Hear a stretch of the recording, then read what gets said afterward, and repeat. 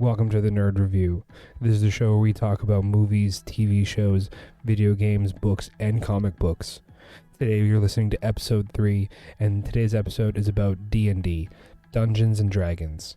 This is a special episode. We have our first guest joining us, a fellow nerd, Cameron. He's a great friend of mine who has a great history with D&D.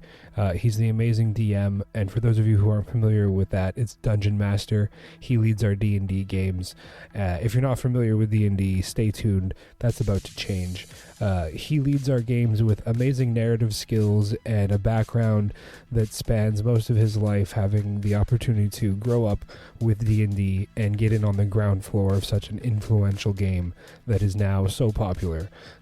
So let's jump into our first conversation with nerds. All right, so preamble for D&D. D&D was created in 1974. It's been 45 years since D&D was created. Gary Gynax, Dave Arneson, at TSR. I forgot what the initials stand for. It's heavily inspired by Lord of the Rings, enough to warrant lawsuits that we can get into further on. And I mean, D&D is, at this point in time, almost everybody knows what D&D stands for, Dungeons and Dragons. It's been in, Stranger Things is basically about Dungeons and Dragons. Prime has Vox Machina, which is an actual D&D series, an animated D&D series. There's, Critical Role, comic books. D&D has become so popular. And if we go back to 1974 and we start at the beginning, it was not as accepted as it is today. And we have today with us, we have Cam, who has been, playing D&D most of your life. Cam, when did you start playing D&D? And if you want to do a little introduction, you can go ahead and do that. Yeah, so D&D for me, I guess I was really young. I was young enough that I don't really remember, to be perfectly frank. I remember it was sometime in the late 80s. It was, I guess, Advanced D&D. I don't think it was second edition. And I had a friend who lived down the street who had an older brother, which I think is pretty common for those times, that D&D was spread by word of mouth. He had an older brother who maybe was 5 years older than us, and he was into all of the cool stuff at the time. He was one of these early adopters of, it wasn't really the internet at the time, but of this sort of Usenet gaming groups, things like this. So we always looked up to him. He was always, at the forefront of any geeky cool thing of the 80s. And so he introduced us to the game. I think that we would go and sneak into his room and take a look at all of his books and just sort of flip through them. And as we got a little bit older, I was probably around 8 or 9, he volunteered to run us through our first game. So that was my first introduction to it. As a little kid, you see these posters and you see this stuff. At the time, D&D didn't really have any kind of media presence, except for maybe the Saturday morning cartoon. I'm not sure when that started. I don't remember ever watching it as a kid, but whether you watch it or not, you sort of just know about these things. And it was sort of this sort of background geek culture was these concept of these RPG role-playing games. So that's how I was introduced to it, at least conceptually. I don't remember the game that we actually played. We probably just ran some sort of dungeon. But that's how I was first introduced to it. And like I said, I think that was pretty common of the time. D&D was spread a lot just by word of mouth. And so everyone knew some, older cousin or older brother or friend of a friend who played it and introduced it to them. And really that was the way that most people were brought into that kind of RPG circle. Yeah, it's a lot the same for me, except that by the time I was interested in playing D&D, it was in mainstream media. Probably the first D&D related thing that I saw was actually an episode of The Big Bang Theory. So 2007, 2008, it's in season 1 or 2. and now it's part of like pop culture and mainstream media. People are watching The Big Bang Theory, and now everybody's looking up D&D, and we were talking about it at school. We started looking into what D&D was about. I had actually struggled to find a group. This is before online capabilities of Roll20 or all of these amazing D&D Beyond websites and meetup groups. So I did a lot of one-shots or stuff on my own. I looked up the old text-based games to get this, adventuring sense of what it's like to do, RPG in this, text-driven medium, because having video games and I think it was you that referred to Skyrim as D&D light or D&D inspired, and they have all these elements baked in that if you look back and in the grand scheme of things are actually from D&D. And then even further back from Lord of the Rings. It's really interesting, that history. The D&D animated series that you mentioned, it had 3 seasons, and I too don't remember when it aired. It was sometime in the 80s though. Yeah, it was it was in the late 80s, I'm pretty sure, maybe 86, 87. And I downloaded it recently, maybe 5 years ago. And it's unwatchably bad as far as cartoons at that time. I'm sure that some people enjoy it, probably just through nostalgic glasses, but it's pretty bad. And it was a little bit strange because if you go back to the history of D&D, it wasn't a kid's property. I'm not sure when they started more targeting towards kids. I feel like maybe 2nd edition had a little bit of a lower entry curve. But if you look back to the history of D&D, especially the early days, where it was built upon, building upon tactical war games. I mean, tactical war games are really an adult hobby. I don't think if you go to a tactical war game convention, I'm not talking about Warhammer or any fantasy games because those didn't exist at the time. But if you go to a Napoleonic or Civil War tactical convention, you're not going to find anyone under the age of 60. Right. This isn't a young person's hobby. And so that's where D&D derived from, was from these tactical war games. Maybe you'll go into the history a little bit more. But so throughout the 70s and into the 80s, it wasn't kids, it wasn't 10-year-olds playing. And nowadays people have sort of a concept that it's a kid's game. You mentioned pop culture, things like Stranger Things, for instance, it shows a lot of young kids playing it. But in the 80s, that was not necessarily their target demographic. Their target demographic was more, late teens, like mid to late teens, early adults. Those were the ones who initially played the game, and then, them showing their younger brothers and maybe sisters the game. It sort of transitioned to a younger crowd. And that's why sort of that original edition and then Advanced D&D, when it kind of fed into 2nd edition was a little bit more simple to play. And I think that that's when it started getting kids more involved. So I think that the cartoon was sort of aimed at that demographic, because when you watch the cartoon, of course, if you don't know the synopsis, it's a bunch of grade school kids that get sort of sucked into the world of D&D, and they're kind of given classes and there's some sort of, I think they even call him the dungeon master or the game master. There's this like old wizard who sort of sends them on their quests and stuff. So it's almost like a literal translation of D&D into a cartoon, almost like a prehistoric like LARP concept.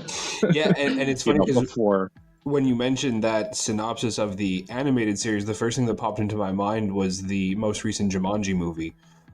So it's funny how these things are, you don't realize that they're basically just, riffing or taking from what D&D or this property has done previously. And that is basically the entire plot of the new Jumanji movies is that these characters, these people get sucked into the video game and they're given the classes of the video game. Just in this case, D&D was a tabletop game. Yeah, I had never made that connection, but yeah, it's, all ideas get recycled, right? Yeah. I'm sure the D&D cartoon is sort of vague enough that it could be applied to a lot of different properties. Yeah, like This idea of kids sort of rising to the occasion and be giving sort of powers, magical or strength or whatever their powers are. I mean, it's a fun concept for kids, and it's sort of like empowering. Mm-hmm. You see it a lot, like that. You're right. That concept is in a lot of entertainment for kids in a lot of movies. You get a portal opens, or you find an object that imbues you with power, and now you have this quest that has perils, and you see that a lot in different media, not even just for kids. I mean, that's the basis of fantasy for even adults. The idea of being given this destiny that makes you rise above is appealing to anyone, really. Yeah, and I guess that's sort of the whole point of, or the whole appeal of RPG, pen and paper RPGs in general, is that you're assuming a role. You're assuming an identity, and you have these events like the Satanic Panic in the 80s, and people they thought that their kids were literally worshiping the devil because they had a sorcerer class in D&D, and they would hear them play these games, and of course the kids are actively engaging in the game, maybe talking in first person, and their parents were concerned. They thought that they were actually casting spells. They just didn't understand the concept of an RPG, because before D&D, games were essentially just Monopoly or Trouble or whatever, these very sort of simple games, simple rules. They didn't have this identity assuming play style where you're taking on a role and then you're executing that role. And it's kind of funny, because going back to my first experiences with D&D, my first experience was playing an actual dungeon. But after that, I didn't really play D&D for a while. There was a lot of games in the market, things like Hero Quest, which is at the time was a Games Workshop product. It was resold by someone, I don't know if it was Milton Bradley or someone like this, but it was a Games Workshop product. And this was sort of a gateway product, and to get people into either wargaming, like Warhammer or one of these Games Workshop products, or D&D. And I don't know if you're familiar with Hero Quest. They actually, I think Avalon Hill recently re-released it. I'm not sure if it's Avalon Hill. I might just be plugging them. I'm not familiar with it, but I will check it out. Yeah, so Hero Quest it's essentially a board game, and it's a dungeon crawl. So you play with a game master who isn't an active player. So you have that concept that's from D&D. They have this game master that has, a screen, and he has the rules of the dungeon, and everyone assumes a character, right? And they have the typical barbarian, dwarf, dwarf fighter, a barbarian, human barbarian. There's an elf, wizard, and a half elf. I think it's a rogue or something like this. And everyone assumes these roles, and they just go through the dungeon. And it's very much like D&D. It's very similar. And yeah, so as a kid of the 80s, that was like one of the ultimate board games. It's the board game that everyone wanted. And it had all the little plastic miniatures, and the plastic miniatures were direct from, because it was a Games Workshop licensed product, they were direct from Warhammer Fantasy. So they were good quality minis. I still have some of them today. I don't have the board game anymore, but I still have some of the minis. And that's what I started playing. And if you think of that as a gateway, from there you want to do more. So what me and my friends would do actually is we would play, Hero Quest. We'd go through the whole module of the board game, and then we would look for something else to do. And at the time, we didn't have access to the D&D book, so we started actually just role-playing the Hero Quest characters as if it was D&D, using the Hero Quest rules, which of course were very light. They're very rules light. And that was sort of my gateway to more RPGing. And from there, we moved into, sort of simultaneously, we moved into both D&D with these starter boxes of second edition, which were probably released around that time. And also, like, paralleling that, going into Warhammer Fantasy, and that's sort of where we went. And so I was always sort of surfing that wave of D&D into into Hero Quest into Warhammer, or Hero Quest into D&D. Yeah, it's interesting how the games, they kind of gear themselves to leveling you up in a sense of like, if you play this first game, you kind of understand the rules of a next game. There's other games, card-based games like One Deck Dungeon and Munchkins they have a deck of cards for items, and they have a simplified character sheet that they provide. And if you play that when you're younger, if you play that a few times, by the time somebody pulls out a D&D manual and they're like, hey, you want to sit down and play D&D, you have this concept, you understand it, which was the case for me having played Skyrim or even Fallout. All these games, they kind of work it into the story to have a reason for you to fill out this like form, and you have all these attributes that you have to pick out. And if you look at them, it's the same attributes that you have in D&D. You're picking out your perception, your agility, your strength, and you're designing the character you want to roleplay. But for my generation and when I was younger, it was much more geared towards all the video games and playing these video games that have basically taken the D&D concept to this new medium of video games. Yeah, of course, and absolutely the concept of leveling and the concept of attribute points and this sort of universal concept of creating a character, this is all derived from D&D. Mm-hmm. And so I find it funny that D&D started out as sort of this very heady, complex concept to even grasp, to even understand what the game was, because we didn't have the foundation of these sort of computer games, RPGs. For a kid nowadays, it's a lot easier to understand the concept of D&D, because you could literally say, hey, you played, I don't know, Diablo, an action RPG. It's essentially an action RPG dungeon crawl. You played Diablo. Now imagine if you're just doing that, but you're doing it theater of the mind, or you're playing on an actual board. Yes. So people can take their concepts of board games or video games that we have that are established, and then you're just taking that one step further.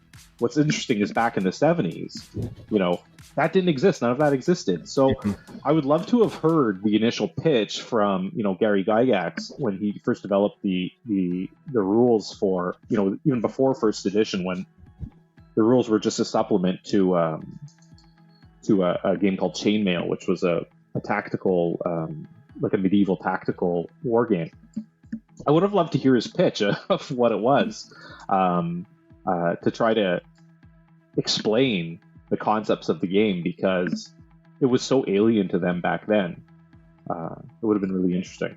From the reading that I did, it was essentially a sales pitch to take the war tactical games and include medieval fantasy and basically this RP, this role-playing expansion, basically expanding on those tactical games. Like if you were to put yourself in those tactical games, instead of doing it from you're commanding a battalion or groups of men, your individual characters and your actions are their actions. And then it was to develop this more fanciful side of the equation. And you mentioned advanced and simple D&D, which is interesting because in my reading, the only reason those exist is because Gary Gygax wanted to take away the royalties that I forgot the gentleman's name, Dave Arneson, was getting from the basic D&D. He had left the company and he had only been there for a short while, and his contribution was D&D. And then when he left, they didn't want to continue paying him royalties, so they designed D&D Advanced and said that now he has nothing to do with D&D Advanced, so that in the hope that people would just stop playing the original D&D.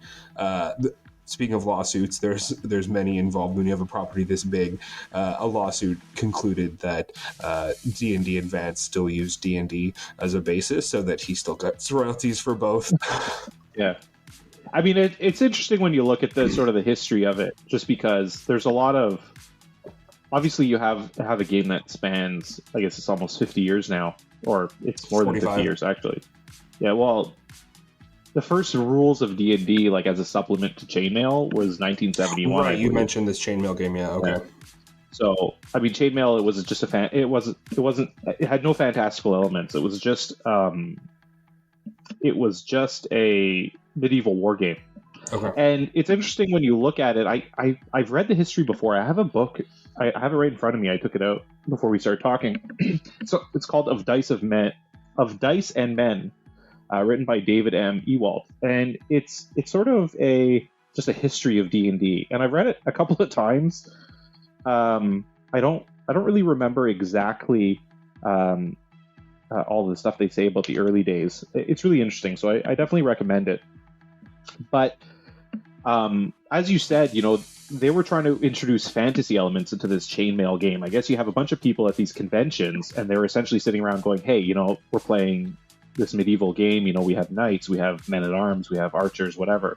It would be really cool if, we had like a sorcerer or a magic user, these hero characters, And I can't remember if there was collaboration or not.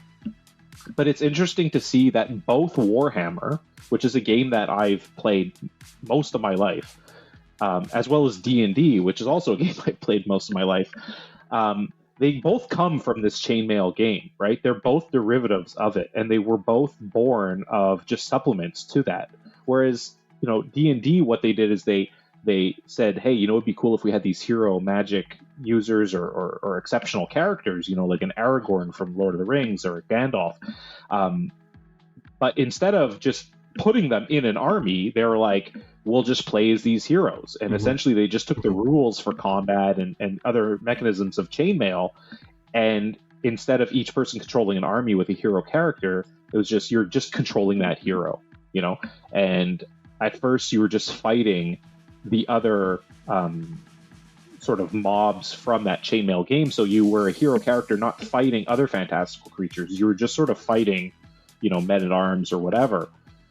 And then they built on that, introducing, goblins or whatever, the different creatures, monsters that D&D has. And then on the flip side, Warhammer took that exact same idea, saying, hey, it would be cool to have magic users. But instead of pulling it back to this individual controlled unit, it was just taking a fantasy or an army and then putting fantasy elements in those armies. And I can't remember, like I said, if there was collaboration between, the Gary Gygax and I don't know who sort of invented Warhammer. But I feel like there was. I feel like I read that somewhere that they had met at a convention and exchanged notes. And then a couple of years later, they met again, and they had both developed sort of their own games selling as supplements to chainmail, but they had gone in completely different directions. So yeah, this is one of those things that it's hard to quantify. But it's interesting how you have two huge properties derived from the same game as sort of a supplement rule. Yeah, and that goes hand in hand with what I was saying too about, it all originates back from maybe like you said, it was a convention, before the internet, before you had millions of people involved, and it was more niche, and you had these individuals who were in the right place at the right time with the right resources. And they were very creative, very, they want to develop things, they want to create things that are fun to play because that's what they're playing too. And they have ideas, and maybe they did have that conversation at a convention, and there's artists involved with just creating these goblins and all these other creatures, and they all sit down together, and then they, like you said, they go back in a convention is everybody's coming to this one place, pre-internet, super connectivity. And then they go back to their respective houses, their respective jobs, and they get other people involved, and the collaboration sparks from that, that one convention. And you see, a few years later, maybe they got back together at a convention and was like, holy crap, look at what we did with that small idea from that conversation. We have D&D, and now we have Warhammer. And 15-20 years ago, this was a conversation about what if we just added some dragons, or what if we added some magic? That is the magic of real life in that sense. It's amazing what can happen. You go down the road and you see all these amazing things. It's if you get back to the cartoon, which what I would say would be like an introduction for a lot of people to D&D, to these concepts, because that was the first animated series that was playing on TV. That was shortly followed by, you mentioned Satanic Panic. That was shortly followed by one of Tom Hanks's first roles in a series called Mazes and Monsters, which was to warn people against the dangers of playing D&D. And the character, one of the main characters, ends up having some sort of like mental break and believing that he is his D&D character. I didn't go much further on that read. I was just like, wow, Tom Hanks, really? That's what you got your start on? Why? Yeah, there's a meme. There's a popular meme where you have Tom Hanks, it's at the end of the movie and it's like he's lost his identity and he thinks he's the character from D&D. It's a terrible movie. And Tom Hanks' acting is questionable at best in it, but he's young. It was his first big role. But yeah, there's a meme where you see Tom Hanks almost crying and pleading.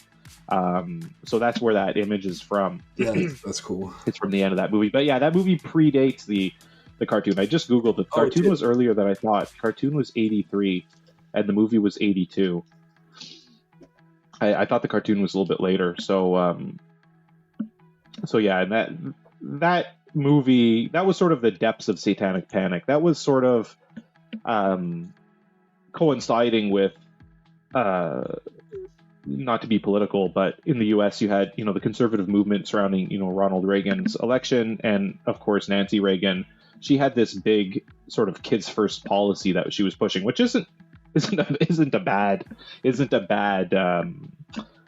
concept, of course, to think this sort of, it's in The Simpsons, they have that Reverend's wife, always saying, "Oh, please, someone think of the children." This was sort of very Nancy Reagan-esque because she had all kinds of these speeches and policies that were about, making kids wholesome, so very much against video games, very much against music, very much against violence on television, very much against, anything that was, considered not,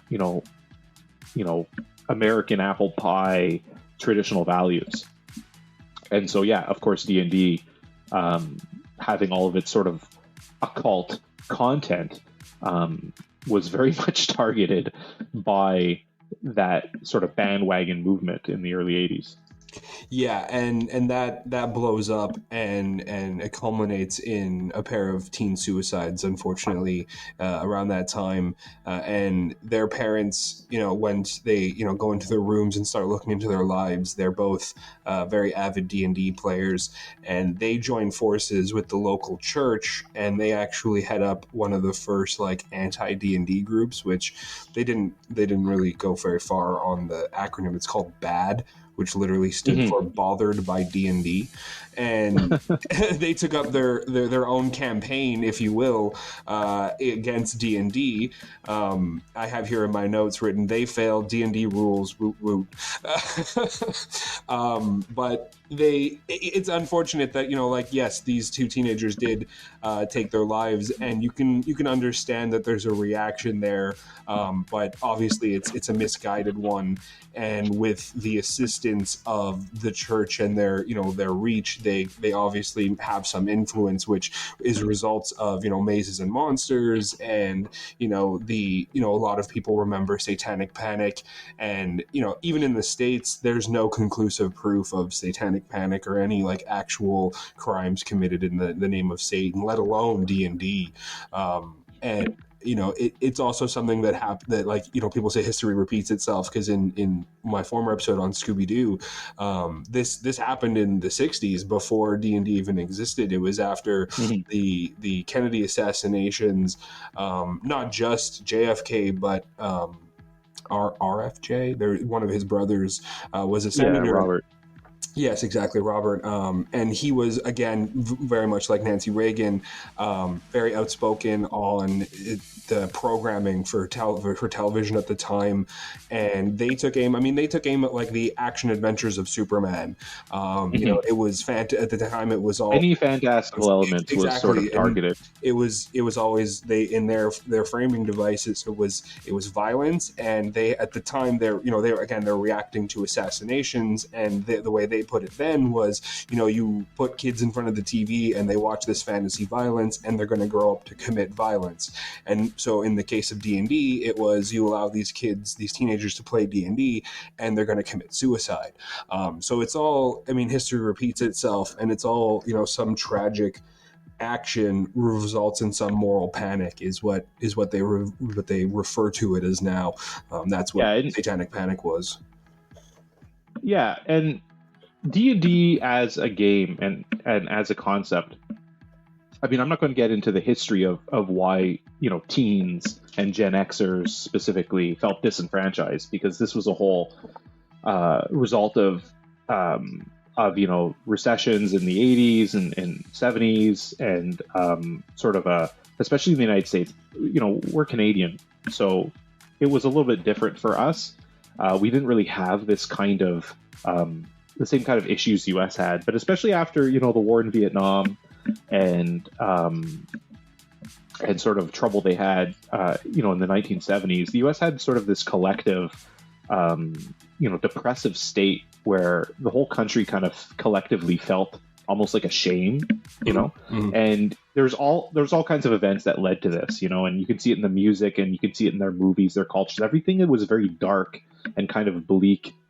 From a pop culture perspective in the 1970s. You look at the movies before, the blockbuster movie innovation in the 1970s. Look at all the movies that came out, between, 1970 and 1976, 77. They were very, they're good movies, but they're not exactly uplifting. They're not exactly, it's like you don't watch a movie and you escape from it. You're watching a movie like, I don't know, Kramer versus Kramer, and you're leaving the theater in tears, thinking, "Oh my God, it's a great movie, but it's a real downer." Mm-hmm. And you have this whole generation of kids that kind of felt disenfranchised, and it's reflected in their music. The type of music, the type of movies. From the rise in fantastical movies and sort of counterculture movies, and D&D has always been a game that appealed to people that wanted a certain level of escapism. Mm-hmm. Mm-hmm. Now nowadays it's really gone mainstream, so it's not necessarily the case anymore. Although I think I read somewhere that D&D has the highest representation of the LGBTQ community. It's something like 40% of players, or some ridiculous number like this. Like, it's a huge percentage of the players identify in that community. And so you can see that you can see even nowadays, even with it being very mainstream, there's a lot of people that either from, having trouble at home or not feeling accepted in school or whatever, they gravitate to this kind of game. Instead of going and playing football, maybe they're playing, Magic the Gathering, they're playing D&D, they're maybe withdrawing more into computer games. But more than any of those other properties, a role-playing game like D&D lets you kind of assume the role you want to be. Mm-hmm. So if you feel weak, you're bullied, you're going to go and be whatever, a half-orc barbarian, and you're going to kick some butt. And so when you go back to this idea of Satanic Panic and kids, unfortunately, ending their lives, it's like parents, of course, they want to look for something to blame, and for them D&D was the thing to blame. However, D&D was an outlet. It may have been more of a warning sign that, why does your kid want to withdraw into this game? Any game that someone spends 8 hours a day playing is a warning sign that they're probably escaping from something, whether it's a video game or D&D or whatever. So if D&D is, at the time in the 1980s, if parents are sitting there and they see this game taking over their kids' lives, it's the only thing they talk about, it's the only thing they read, it's the only thing they do with their friends, you should be having a conversation with your child, trying to figure out why they need this outlet. And of course, we see that in violence in music, video games, and movies. violence in movies doesn't cause violence with people. However, if you're predisposed to violence, you might be attracted to that violent movie. Mhm. It's, there's a chicken and egg here, chicken or the egg. And in the case of D&D, with such a large percentage of players, identifying that they're playing, for empowerment or for inclusion or, as an escape, the question really should be, why aren't they feeling included, or why are they feeling the need to escape from their regular life? And what I always thought too, like if you're worried about your child, your friend, for whatever reason, they're becoming obsessive about a certain topic, or even a child, they're reading all about D&D, they're talking all about D&D, and they're playing it with their friends. I would take a step back and be like, hey, wait, but they're reading.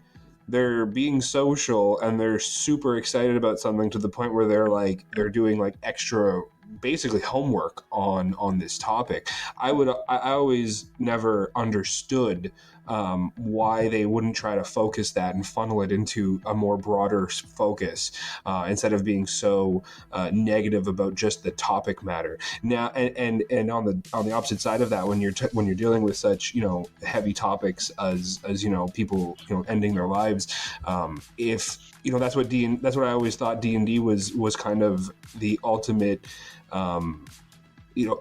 advocate, helper, because instead of retreating into your bedroom by yourself and closing the door and surrounding yourself with negativity and drowning in those emotions, you could sit around a table with other people that might be identifying or having those same issues, and you could communicate with them and you could get to know them, and then over time you pull yourself out of that issue, and your circumstances change from year to year. So I always thought demonizing the game or this medium that kind of brought people together, and to this day it's considered, especially to this day in these days, it's considered such a meeting place, and they have designated safe zones, safe games for certain parties that might have stressors or traumatic experience in their lives, and you want to avoid bring up those those topics in discussion. So they have, quote, safe games in that sense. So I always questioned why you would want to take that away from, like you said, a child that feels already bullied or isolated, and then you're going to take away the one thing that gives them satisfaction and enjoyment and connection to the outside world, where they feel comfortable enough to role play. Because if anybody hasn't played D&D, you got to be comfortable speaking in this first person, and like I raise my axe and swing it. You can feel a bit out of your comfort zone at first, especially if you're playing with new friends or people that you haven't met before. And one of the things that I've enjoyed the most is getting out of that comfort zone and then rediscovering a new comfort zone with the new members of, like my campaign party now. And that was pure enjoyment for me, and it's one of the things that brings me back to the D&D table over and over again. And it's the thing that I think that is missing from even video games or any source of entertainment. It's that group, that communal sense. It's why board games are so fun. It's why people still play Monopoly and Snakes and Ladders. It's because you have to sit around a table with other people that want to play Snakes and Ladders or D&D, and it's just like the pinnacle of all of these things that are really good, in my opinion. Yeah, and what I find is great nowadays is how accepted it is. When I was growing up, I went through a bunch of different RPG games, and probably the one I played the most as a teenager was this game by Palladium Games called Rifts, and it's this sci-fi. So Palladium Games, although they're quite underground, and I'm not even sure if they're really around anymore. But at the time, they were one of the major competitors to D&D in terms of the, in the pen and paper area. And so Palladium Games had a fantasy RPG, and they had their futuristic RPG, which was called Rifts. And it was this sort of post-apocalyptic, growing into a extra-dimensional space, adventure. So You had sort of the Space Force, and you had the post-apocalyptic version. Anyways, we played a lot of this game, Rifts, and we played it for years. And it was, it's not something that when I was in high school you could talk about. I couldn't say which people in high school played D&D or which ones played Rifts or whatever, because you had to keep that like top secret. You had to keep it completely locked up. I had lots of friends who I knew played things like Magic the Gathering and maybe the Star Wars collectible card game or Star Trek, which was popular at the time. Maybe even people who played things like BattleTech. And of course, I played Warhammer in high school, so I had those friends. And Warhammer was a little bit more acceptable. I don't know why, because it was just, as far as like geekiness goes, it was on the same level as any pen and paper RPG. But pen and paper RPG in the 90s, that was almost considered the absolute pinnacle of being a nerd or a geek. And it was absolutely not socially acceptable in high school. I had a girlfriend, and we dated for years, and I never told her that. On Friday nights or Saturday nights, I would go to my friend's house and we would play Rifts. We'd play this RPG. And she would always ask, like, what do you guys do Saturday night? Every Saturday night, you go to your friend Mike's house. You're just hammering up drywall what is it that you beer. What is it that you do there? And I'd say, we just play video games. We just hang out. We talk. And, fine. But I remember there being conflict about that because she would find it weird that I had this scheduled night that every night, and it was on a schedule because all the different people from the group, of course, you're playing an RPG, everyone has to be there. We all had to agree on a time and date and create a schedule, and it was Friday night or Saturday night. And for her, she felt left out because it's like I wasn't including her. And she would also want to come over because she knew these people too. So she'd say, oh, well, why don't I come over to Mike's house? And I'd have to make excuses like, well, you can't, this, that, And it's funny thinking back retrospectively because nowadays it's so accepted sort of in pop culture. And it's sort of just a term everyone knows that I don't think, maybe I'm wrong, but I don't think anyone in high school would be considered like far out there for playing a pen and paper RPG. And like I said, in the 90s, like I don't even know how we formed groups because it's like you had to use code word. You couldn't mention that. I wasn't sort of an outcast in high school. I wasn't Mr. Popular either. I sort of floated between groups. But if I advertised that I played a pen and paper RPG, I was always an athlete. So I always had the athletic friends, the quote unquote jocks and stuff like this.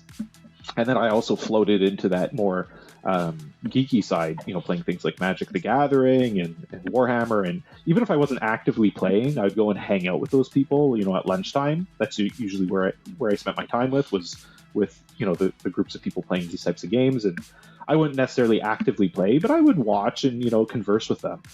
I always really enjoyed those types of properties.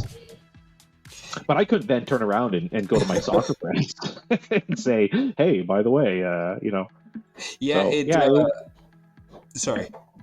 It's okay. Go ahead. Yeah, it definitely started changing by the early 2000s already. By the time I remember not so much D&D, but trading card games like Pokemon and Yu-Gi-Oh! And even Magic, though that was a bit, above our heads in the early 2000s. But it became very popular in school. I constantly remember like the most popular thing would be Pokemon, and for half the year you'd be bringing your Pokemon cards in, and on recess and on lunch you'd just be throwing down your Pokemon cards and trading and playing. And then historically what would always happen is that somewhere about halfway through the year somebody would get into a fight over it, someone's card would get stolen, and then no more Pokemon cards. And then literally the next, like it was a cycle of like what was going to be the most popular thing, how long was it going to last before somebody had a fight over it, and how quickly was it going to get banned from school. So like I can go like Pokemon cards, Yu-Gi-Oh, Beyblade, Bionicles, like all the way up until like 6th grade, Digimon, Digivices. You had the two, Digivices were basically Tamagotchis that were just designed to look like a Digivice. But what was cool is that you could click them together at the top, and you could actually do a battle sequence. Mhm. So you needed people to play with. And as it got pushed out of school every year, well, then it just meant like, okay, whose house are we going over to play Pokemon, or whose house are we going to go over to play Yu-Gi-Oh? And there was girls, like there was, you know, other girls in our class that had their Pokemon deck or their Yu-Gi-Oh deck, or they had their Beyblade, and there was never any, you know, hate or like, oh, you're a girl, you can't play, you know, you can't spin a Beyblade with us, you know, like, you know, maybe she had the best Beyblade dome or whatever it was that needed to be set up, and that was it. So, and then when we go into high school, there was just this kind of like idea that like no one had really changed. We're 12 years old going on 13, and it was like, well, all right, well, we still like Yu-Gi-Oh and all of these things, and we're just gonna wear it on our sleeve, and that was it. And then as we got older, you saw the younger grades continuing to do this, and it was like by that time The Big Bang Theory is on TV, and they're playing D&D at 8 p.m. on ABC, you know, so things had quickly changed. We're on a bit of a segue here from the actual D&D topic, but when I was, it's sort of related because, you know, Magic the Gathering, Wizards Coast, you know, they acquired, you know, the property back in, I don't know what it was, 98, 99. But when I was in elementary school, I don't remember if it was grade 5 we started. I think it was towards the tailing end of grade 5 was when the Magic the Gathering, the revised edition, came out, which was really the first like big commercial release of Magic the Gathering, because they had Alpha, Beta, and Unlimited with a couple of expansions like the Dark and I can't remember all of them. But anyways, the first big commercial release of Magic the Gathering was the revised edition, which was considered 3rd edition, even though it was already 4th edition, but we called it 3rd edition. And every boy, no girls, of course, but every boy in my, you know, grade 6 class played Magic the Gathering. Every single one of us had a deck, and we played it every recess. If we're at, you know, school for lunchtime, we played it at lunchtime. It was hugely popular, and every kid, you know, from the most popular to the least popular, played Magic the Gathering. Okay? Fast forward 1 year till we go to high school, grade 7, and if you played Magic the Gathering, you were a pariah. Like, that was social suicide. And it's so funny because for you had the experience that you guys just continued to play it and you wore it on your sleeve. For us, you finished the last day of grade 6, whatever it was, June 23rd, and you're playing Magic the Gathering. 2 months later, you start high school, and if you even say the words, you were a pariah. The funny thing is that every boy in the school, you know, in grade 7, had his Magic cards at home. Yeah. Probably half of them still played it.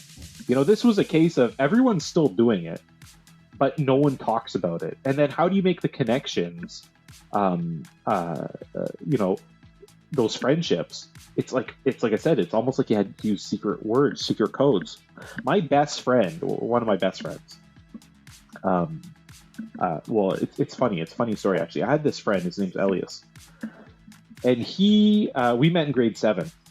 And he was a bit of an awkward kid. He wasn't from Canada. He was from Switzerland, and there was a bit of a language barrier. I think he'd come over in grade 5 or 6, and I met him in grade 7. And he was a bit of a weird kid, and he was unashamed about his interests. He loved Star Wars. He loved D&D. You know, he loved anything fantastical. You know, books, you know, fantasy books, science fiction books, whatever it was. And he would sit there drawing them in class, and it's like Star Wars as a property. Star Wars, when I was in grade 7, you couldn't like anything fantastical. It was automatic social suicide.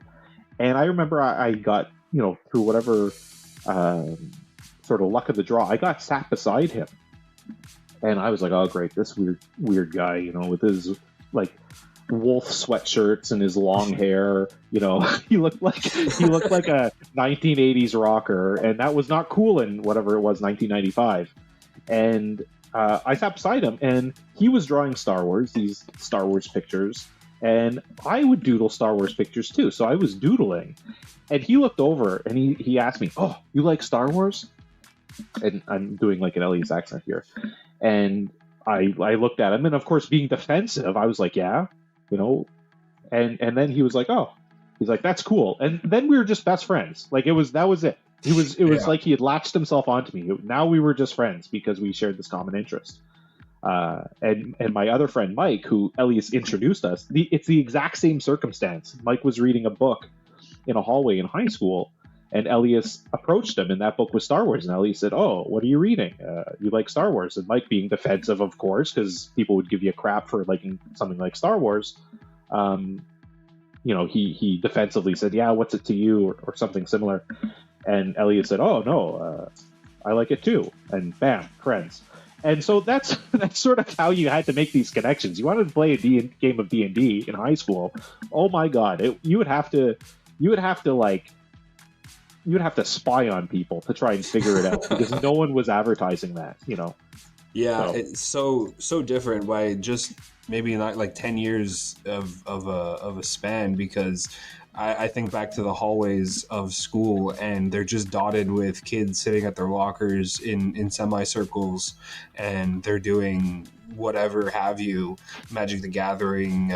We used to. I remember when they banned Yu-Gi-Oh cards. At the time, we basically had memorized all of the attack and defense and the basic idea of Yu-Gi-Oh. So we would draw out our cards on pieces of paper and on loose leaf, and we would recreate our decks at school so that we could have Yu-Gi-Oh battles with this stack of cut out square loose leaf paper, and we were a bit resourceful.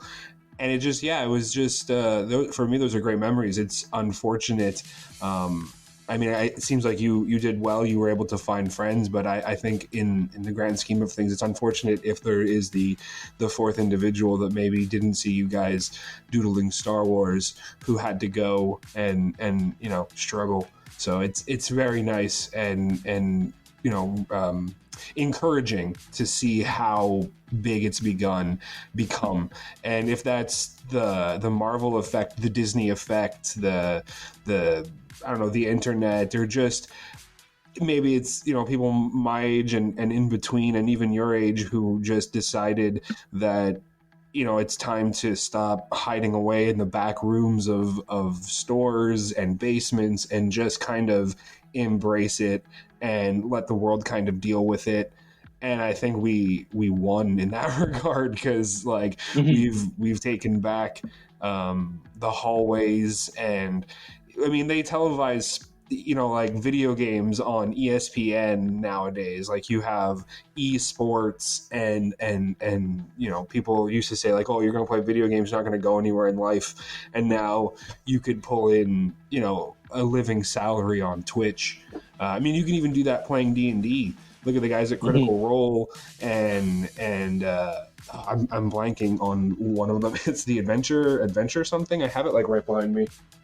The Adventure Zone. Yeah. They adapted that into a comic book. They have so many different sources, revenue sources now. It's quite amazing what it came from. And there's movies too. We haven't talked about the amazing D&D movie from 2000, which I watched last night. I couldn't bring myself to rewatch it. I saw it 20 years ago, and it was hugely disappointing at the time. Maybe you can give a better synopsis, because I can't really remember it. I've blocked it from my collective memory. So the director is he was very tenacious. Courtney Solomon, he's only directed 3 movies. I want to watch the other 2, because if I look at the IMDb rating, they all his first, the D&D movie is 3 out of 10 stars. His next movie is 5 out of 10 stars, and then his next movie is 6.5 out of 10 stars. So I'm all right, well, he's learning upward at least. You learn something along the way. Yeah, exactly. He's produced quite a bit of movies, though. He went into more of a producer role, but he understood D&D. He had a background in playing D&D games, and he really set out to create something. And it's not. I've watched some terrible fantasy movies. I will say that the Prince of Persia movie was better than the D&D movie, but that might be more of a product of they just had better graphics by the time they were making the Prince of Persia movie. But the the practical effects in the D&D movie were very good. The set pieces, the costume design, it was very good. Jeremy Irons was just chewing up the scenery, which he's completely admitted to, that he just took it for the paycheck and limited time commitment. So he just had a blast with what he was given, and he was just like giving it his all, trying different techniques during different parts of the movie, which you can clearly see when you watch it. You're like, he's like, it's a completely different character in two different scenes. The funniest part of that movie is Damodar is wearing Ichiban for Men, the lipstick from Friends, because it's the same shade of blue. If you watch that commercial from whatever season it was of Friends, when Joey shows them the tape of his commercial from Japan, and it's Ichiban, lipstick for Men, it's the same shade of blue. Like, I was dying through the whole movie. And apparently they tried to like retroactively justify that in a D&D like a subsequent D&D edition release.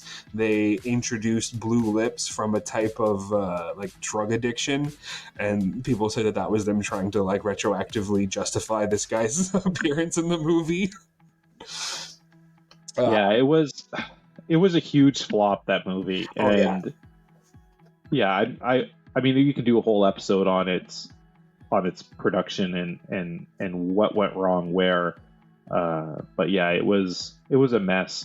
I think that it was just trying to jump on that sort of fantasy revival period, trying to get in there before Lord of the Rings or Harry Potter kind of took things over. And it really fell short. To a point, that was the studio aspect, but what I said about Courtney Solomon, he was trying to develop this movie for 10 years. He was running around between studios getting rejected.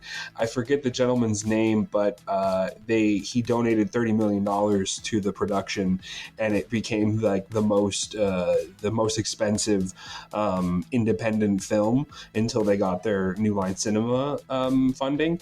But I mean, it had a budget of $45 million. It made $33.8 at the box office. Somehow they made a sequel to this movie that they put another $12 million up for this sequel. That was its total budget. It made $1.7 million at the box office. Like, they've just the first one lost so much money. The first one was at least a theatrical release, so they probably cut even, and it's not as much of a flop as I thought if it made 75% back.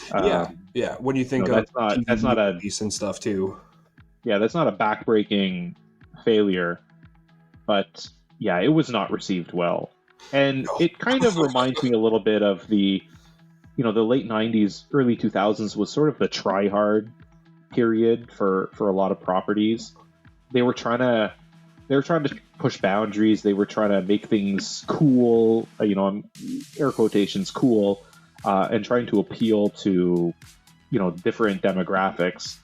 And instead of just, appealing to their actual core fans and letting them sort of push their product.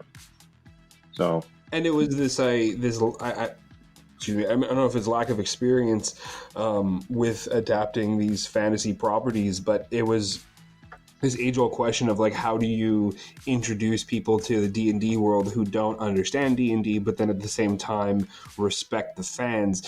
And clearly with like nowadays with Star Wars and Marvel and having all of these different properties and even DC, they figured that out, that like you don't need to take half the movie setting up everything. Just let the movie speak for itself and people will figure that out, which they attempted to do in the D&D movie, but they just, it was an attempt. It was a valid attempt, but they missed the mark by a long shot. And the movie's plot, if you can call it a plot, it doesn't really follow anything. You're going from scene to scene, just kind of question marking like, hey, why are we here now? And they arguably the stuff that you needed to see and wanted to see, they just skipped over it by having it happen off screen and then having the two main characters come back and just recap what happened off screen. I'm like, well, that's not a good way to tell a story. You can't skip a huge part of they skipped who they got the quest from, what the quest is supposed to be, and where they're going, and then they just told you by just telling you the plot points, like exposition dump. yeah, It makes you wonder. It makes you wonder what was lost in editing. Yeah, exactly.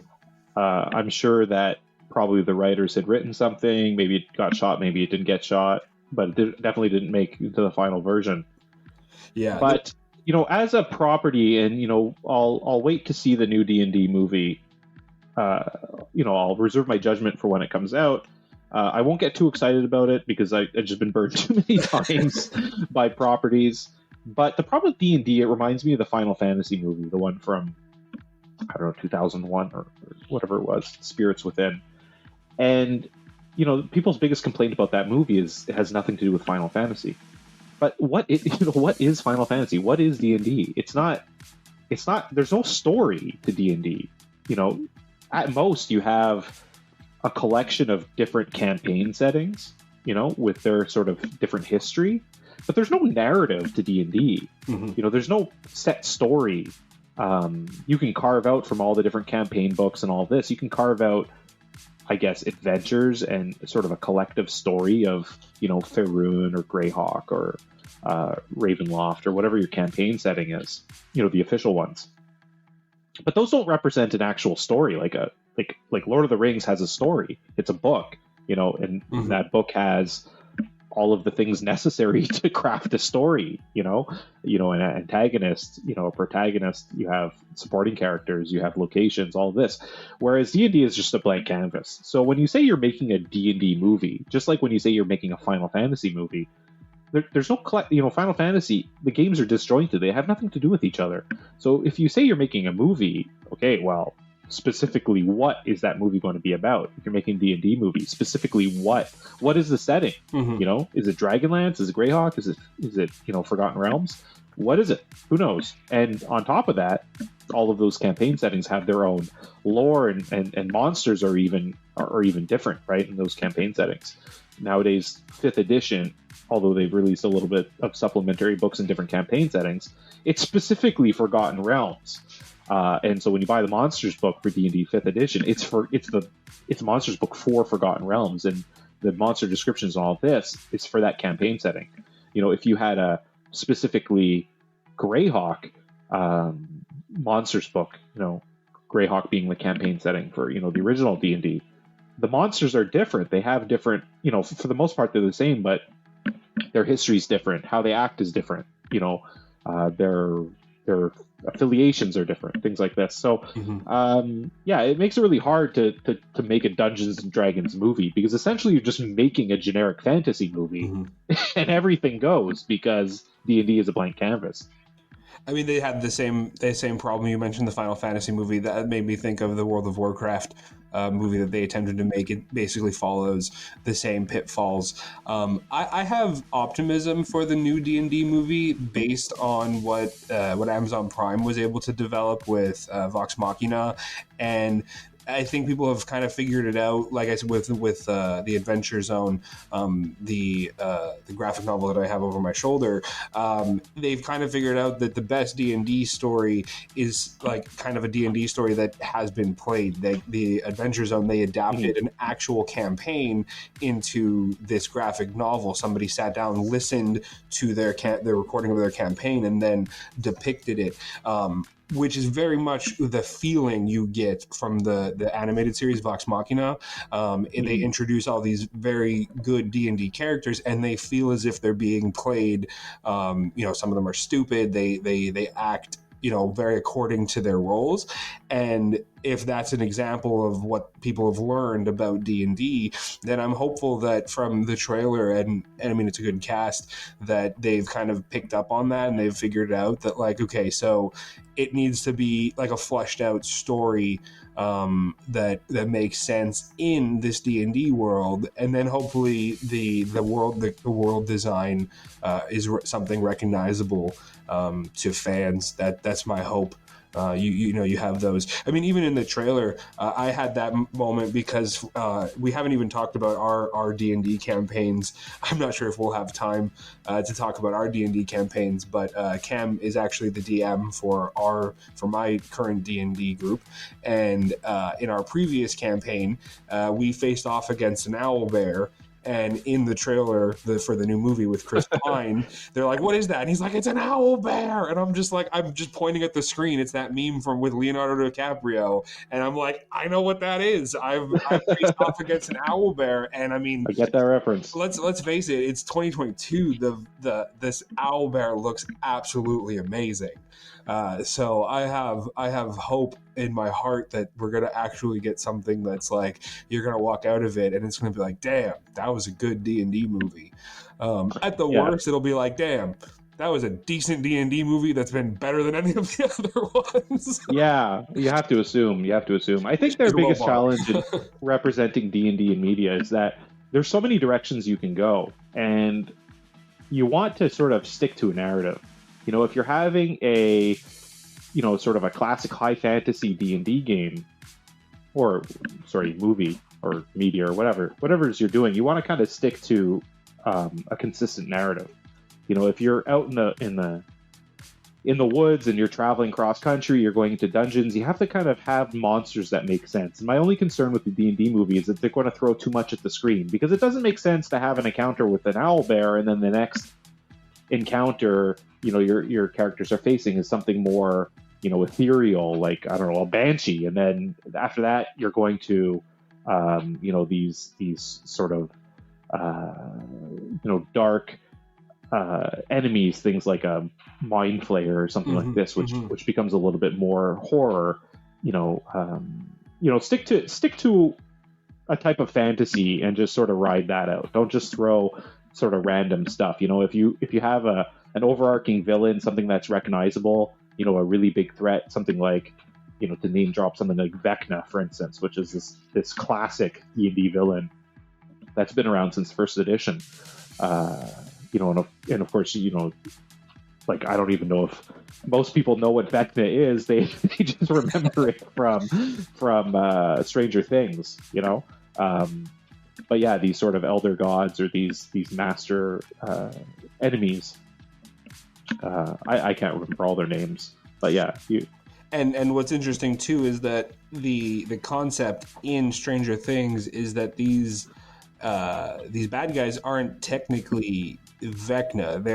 That's what the main cast is using as a framing device, right? They're attributing these names to these otherworldly type creatures because that's how they're making sense of it. So arguably, they could make a D&D movie and they could use a Vecna character and it would be more accurate to the source material in that sense, which is an interesting thing that I'm not sure if a lot of people even have made that realization when watching Stranger Things, that like, okay, you realize that's not Vecna, right? Like that's the end. That's the final point, is that it's an interpretation through the eyes of the character, which is just an interesting part of it. Yeah, maybe, you know, we've gone on so many tangents in this conversation. Maybe it'd be worth it to have sort of a follow-up episode, maybe getting more into the rules and the actual game itself. But they released a Stranger Things, you know, box set for D&D 5th edition, where you're essentially playing the campaign of the kids, although it's sort of intermixed with the actual events of Stranger Things. And I took a portion of that box set in the first campaign we played, if you recall. And what's funny is that they kept the name from Stranger Things, Demogorgon, to be the creature from Stranger Things. But Demogorgon is a monster in D&D, and it's like an end game kind of monster. I don't know what its CR rating is, its challenge rating is, but it's something like challenge rating 17. It's you know, your party level should be like 12th or 15th level to be fighting something like Demogorgon.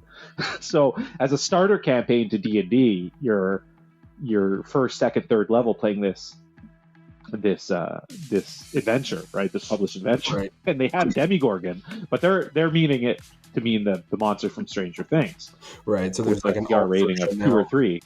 Yeah, so now there's 2 Demogorgons. Which one? You have the Stranger Thing Demogorgon, or you have the actual Demogorgon, which is this like abyssal demon with 2 heads that's, you know, 30 feet high, yeah, they're very much different things. Which happens in so many franchises. Once you have longevity, there's not remasters, but retcons and different versions. And I mean, you can talk about, RoboCop, Terminator.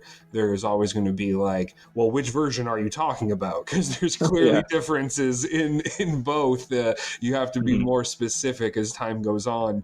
So now, if you're hosting a D&D group, you're going to have to specify like OG Demigorgons or Stranger Things Demigorgons, because if it's we're good. As a DM, I try not to name drop. So I don't know if you notice that as a player. I don't tend to just outright say what the monster is. I try to just describe them. Right. When we played that, because otherwise, I mean, how would your character know what their official name is? Yeah. If you roll history or arcana or whatever, then I might tell you recognize it and its name is this. But when we played that original campaign, that Stranger Things campaign, I don't think I ever referenced the name of the creature you guys were fighting. No. You encountered it a couple of times as sort of a big bad that was chasing you through the Upside Down. When you guys were in the Upside Down. Oh yeah. And I never put any of that together. We were in the whole other realm, and it was like a dog creature. Wow. Yeah. Okay. Yeah. Exactly. So now I can say I played a Stranger Things campaign. Yeah. So. Yeah, I don't know if you want to take a look at the actual adventure. It's on my D&D Beyond account. You have access to the source books there, or the adventure books. But yeah, essentially that's what the first, going back to the first campaign, after you guys did that first adventure with the brewery, you went up into the woods, and that's where the sort of the Stranger Things campaign started. So we did it start to end. And of course, as I usually do when I very loosely follow the adventure settings to modify names and places, but essentially we followed that. So if you read through that adventure, you'll see it, and it's a pretty good adventure for starting levels. But yeah, you guys went through the portal, you went to the Upside Down. That's when Corin almost died, right? That's when I got my like 2 levels of exhaustion. I think so, yeah, because you incurred exhaustion from being in the Upside Down, because you guys were constantly having this poison effect, it was a great little adventure. Yeah, that was that's good to know. That's good to know. We'll definitely have to do a supplemental episode. Maybe we can even run through the high points of that campaign, and you could give your insight to what the overarching campaign. So for the listeners, we had an original campaign that was busted up because of pandemic, and unfortunately, to my like eternal sadness, we're not going to be able to return to that campaign unless we can find some higher level characters to join. And in person, I think it's put to rest. We've started on a new campaign with new characters, but we had gotten so far in like over a year of gathering, and we were getting like level 5, I believe. So like we were getting stronger and more confident, and we had put together even some like RPing stuff. We were working on a town, making investments. It was getting really integrated. Not integrated. What's the word I'm looking for? Layered, I guess. Yeah, it was becoming a really layered story. So it's interesting to know that we had done a whole portion of a Stranger Things campaign inside our overarching campaign that I had no idea about. So that would we were we followed the Stranger Things campaign, and then I led you into another campaign. Once again, I kind of loosely follow them, which was. I don't remember the name of it. It's a 5e campaign, something to do with the giants taking over the earth. Oh yeah, I remember we were dealing with giants. Yeah. Yeah, I don't remember the campaign name. But yeah, I always try to just to reduce my amount of work. I usually follow a campaign setting from a published campaign, and I pull things like maps and certain encounters out of it. And then I use it to fit my narrative. So if I have my own narrative or my own world, I just transplant them there. And that way, at least for dungeons and certain events like this, I don't have to spend hours creating a dungeon. I could just use the dungeon map from the adventure. I could loosely follow the story while injecting my own flavor into it. And I mean, that's just sort of just a DM trick. You know, you pull from all different kinds of things. And even for our campaign now, I'm not going to tell you where I'm getting my source material from, but I don't want to know. But once again, combination of DM League published content, and there's even some first edition adventures mixed in there. And you just sort of, when you've been DMing for a long time, you find out sort of your favorite adventures, your favorite published adventures, and your favorite encounters, and you kind of just cobble them together to fit your narrative. And how long? Sorry. I was going to say, like you said, maybe we can have a supplemental episode where we can discuss more the actual game and the game mechanics and the different editions. My question was going to be, how long had you played D&D for before you picked up the DM book and you sat down to lead your own campaign? So I honestly, I've always been more on the GM side. Okay. Like when I was a young kid, and I told you about our adventures in Hero Quest. I don't remember if I ever ran Hero Quest for my friends. I was young. I was playing with a friend across the street, my older brother. So they were 2 or 3 years older than me, and so I was always the young kid. I don't think I ever GM'd or DM'd with that group. However, as I got older and I made my friends in high school, my friend Elias, my friend Mike, and introducing me to friend Nick, we went over to my friend Mike's house, and they were playing this game Rifts, as I mentioned before, Platinum Games RPG, and it was hosted actually by my friend Mike's older brother, and that was very common that it's the older siblings that are handing it down. So his older brother, Phil, was running this campaign, Rifts campaign for us. So I played there maybe just a couple of sessions, and then Phil, being 4 or 5 years older, he was quite a bit older, was off doing his own thing, and then we were running our own campaign. I don't know who else took a stab at DMing, but shortly thereafter, I wanted to be the game master, and so I was GMing that game, and I GM'd mostly. I was the primary GM for, I don't know, the next 6-7 years. Wow. And every once in a while, we would take a lull in our main campaign, and someone else would take a stab at DMing, GMing. And I always enjoy being a player character, but I always end up being the DM. That's sort of the natural pathway for me. I enjoy the storytelling aspect. I have just as much fun DMing as playing. That's good. Sometimes it can get a little fatiguing because you have a lot of extra work to do as the game master. Oh, for sure. But yeah, I enjoy the process. So, like a lot of people don't enjoy the process, and that's fine. Mm-hmm. But I get just as much fun out of GMing or DMing as I do actually playing.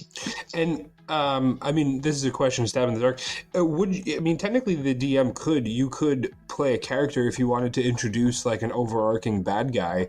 That you could pick like an elder god or a hero bad guy that you could technically RP the entire way, and that maybe that's the one that's like leading us on this quest, and that it's the end game. We're going to have to face off like the whole party against your character. That would be an interesting campaign. Because I know as the DM, you are rolling for all of the enemies and the encounters that we have, but in the sense of actually having a character with stats, there would be that idea. I'm curious if anyone has ever had a campaign. I assume that someone's had a campaign like that. Yeah, I've tried that in various games I've played where I've had a more active role within like an NPC character. And at the time, when you're young, you don't consider these things as much. The problem is that when you're playing this balancing act as the DM, is that you want the story, you want to have a loose story, you want to have a loose framework with what you're trying to do. Mm-hmm, mm-hmm. You don't want to detract from the player's experience. You want the players to lead that story. Okay. And a lot of people get this mistake when they want to be a DM or a GM, that they have a story they want to tell. Okay. And they want players to participate in that story. Whereas, like, I don't, as a DM, I don't and I shouldn't have a very specific story to tell. I should have a general story, lots of different pathways to sort of get to that end game. And honestly, probably it's going to be completely derailed by the players. And that's sort of the point of D&D. For our recent campaign we were playing, I had structured probably the next 3 or 4 games. And Okay. honestly, the first game was completely derailed. And it was derailed in terms of how long it took to do things. So what I thought would, the players would take to do the first session, you did about one quarter of what I expected to happen. Okay. And so that pushed everything else back. But there's so, like, even I'm a very experienced DM. New players, they'll do wacky things. And you can't sort of organize it in a way that you're going to execute a story. You have to Right. let the players find their own story that fits your narrative. And so introducing an NPC character, you're kind of introducing an element that you're going to either willingly or, subconsciously railroad the characters, right? By having an input on the story. You have to let the players do their own thing. And there's another thing too, is you have to be really careful not to take away from the agency or the sense of immersion of the characters, right? Because if you introduce a character that's super cool, now players are going to sit there while you sit there rolling your super cool character doing super cool things, and they're not doing super cool things. Right. They're suddenly not the spotlight of the show. Right. And as a DM, you don't want to be the spotlight ever. You want the players to be the spotlight. You just need to be, you're the conductor conducting the orchestra, sort of, I suppose. Although conductors tend to be in the spotlight, but you understand the reference. Yeah, no, I understand it. Yeah, meaning. No, it's a very good answer. I would, as someone has participated in 2 real campaigns, and I'm on my second campaign. I look to one day maybe host a DM position or be in the DM position. excuse me. Years down the road. So I hear where you're coming from, and I understand that. It was a very good answer to that possibility of having your own character. So yeah, as a note to that, especially if you have a small amount of players, especially if you only have 1 or 2 players, it's almost necessary to have some sort of NPC. But it's better to introduce an NPC that maybe you speak for, you decide for, however, maybe let the players control, in combat or otherwise, because then at least they feel like they're contributing. Right. And also, I still wouldn't make it a heroic character. I wouldn't roll a human cleric. I'd probably take a monster from the monster manual and take those stats, which are sort of watered down stats, and then maybe give them some buffs, give them some special equipment or some special abilities. So they're not quite on the same level as a hero. They're sort of like hero light. But yeah, there's different ways of running the game. Right. Sometimes people, they exchange GMs or DMs while they're playing, in which case everyone keeps a player character. So there's different ways of doing it. It's a free, open game, and honestly, there's thousands of ways people play, the same rule set, in different ways. What I'm thinking would be fun for listeners who, I know there's a handful of listeners that don't have any introduction to D&D. We could narrate just an encounter, just you and I. I have a character and I'm rolling against it, and they could kind of get a sense for how you have to do that, and what it entails. That might be interesting for a portion of an episode. Yeah, absolutely. But I think this is where we're going to wrap up the episode. If you had any final comments you wanted to make towards D&D or anything upcoming, anything like that? No, I think that's good. Maybe for anyone who's looking to get into D&D, pick up one of the intro sets. I think there's about 4 or 5 of them for 5e at the moment. And you can find them bookstores, gaming stores. There's tons of entry points in the game. So, if you're thinking about it, do it. And of course, being more in the public collective consciousness these days, there's a lot of game stores, there's a lot of bars even for older people that host gaming sessions using D&D Adventure League rules. And for me, as an adult getting back into D&D, I didn't have anyone to play with, and that's how I did it. I went to a local game store and just joined the Adventures League and showed up and sort of just introduced myself, jumped in a game, and away I went. And that's how I started with 5th edition.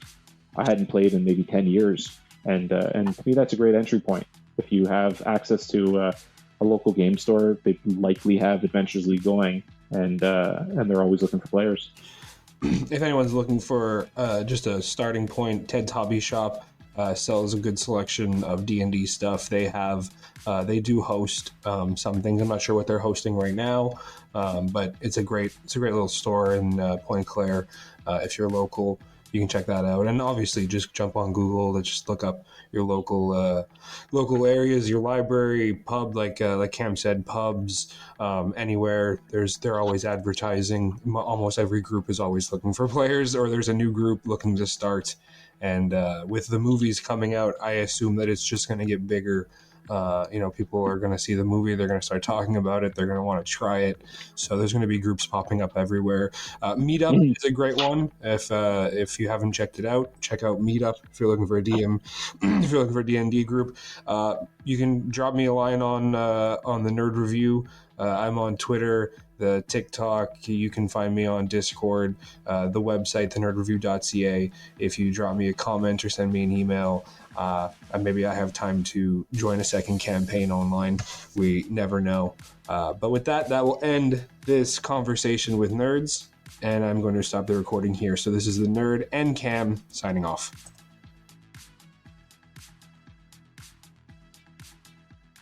Thanks.